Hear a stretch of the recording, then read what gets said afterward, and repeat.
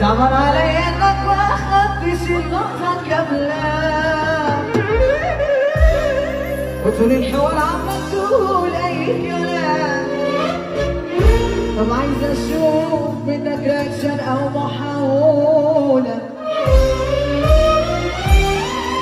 مش عايزة تهرب عشان يا ولع جاتلك مكالمة. اسمع يا فصل منهم ايدي ايوه لا قطع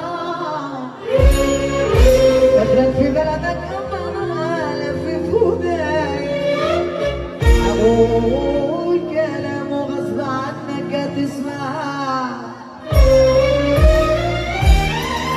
يا ابني الشبك عندنا تيجي سجاير. يلا بينا هاتولي كبيرك ويتعلم هاتولي رجالتك